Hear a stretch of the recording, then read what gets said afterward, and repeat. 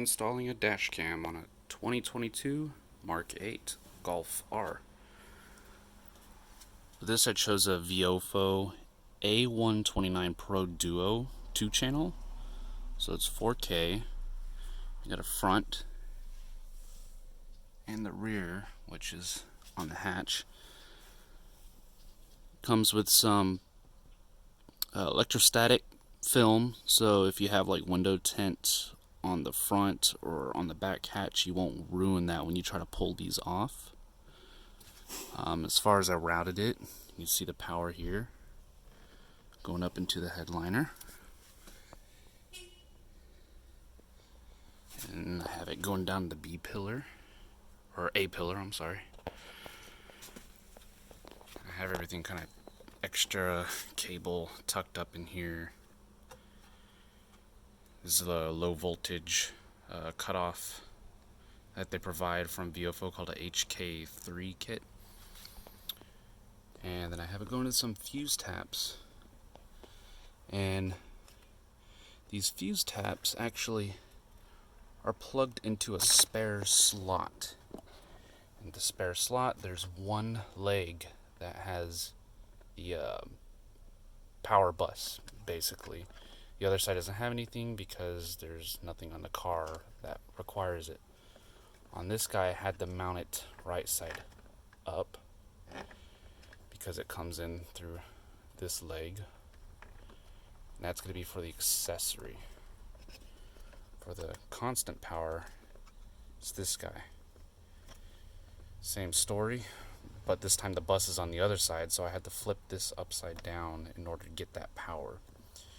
That way I'm not having to utilize any of the existing fuse taps, and if I really wanted to, I could just easily pull this out, not bother, pulling the fuse out for something else and losing the time, or radio stations. I don't even know if that happens anymore, but you get the most part of it. Anyway, as far as the rear channel goes, there's a cable also goes across the headliner.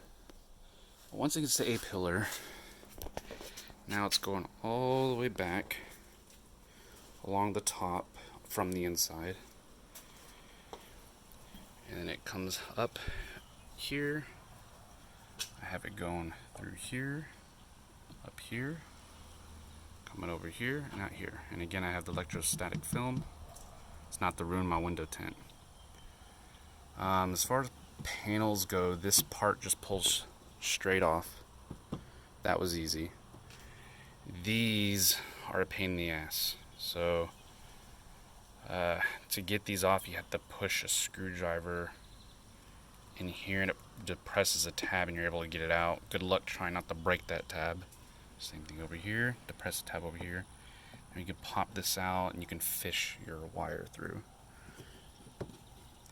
And then the headliner, you can just kind of manage to tuck the wire down underneath it. This panel will pop straight off, but first you want to lower the seat and kind of pop this cover out a little bit because it's hooked in here and you don't want to break anything. You don't have to pull this all the way out, just pop it out enough to get this up and over the lip to pull this off. And there was a nice cavity back here that all my extra wiring I wound up and shoved in there. And then as far as the headliner goes, you can see behind the weather seal, you can tuck wire in there. The B pillar will come straight off as well, so it'll help you fish the wire up and through. The hardest part out of this whole install is these pain in the butt A pillars. They have some special clips. It's meant for some airbag function, safety clips, or two-stage clips. They're supposed to break when this stuff airbag goes off, I guess. I'm not sure. I don't know how to get it off on the Mk8. I saw some videos on the Mark 7.5, but these are different. So what I did is I got just some standard solid core household wire, strained it out, fished it, kind of pried as much as I could. And trim tools are your best friend. And I just kind of, pried this up and over to kind of help fish my wiring where it needed to go. And put your wiring behind the airbag. Pry up in between the airbag behind it and get the wire up and through. And you can pull it out here somehow. I don't know how I did it, but I did it. And then you can shove it up in here. It's a pain in the butt, but with some time and ease, it can happen. As far as these panels go, piece of cake. It's 3 panels. This guy goes in the side here, and this guy goes on here, and this is the fuse cover. There's some tabs here. They slide in this way, and they just pop right in over here.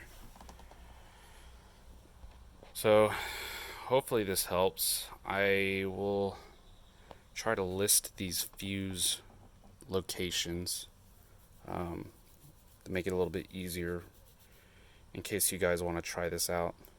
Oh, and the point of the accessory wire is so whenever you turn your car off, the dash camera will automatically go in parking mode, and parking mode with this camera allows you to choose different functions as far as you just want normal recording happening, auto event, if you want time lapse or low bitrate files so it's not using up all your memory card.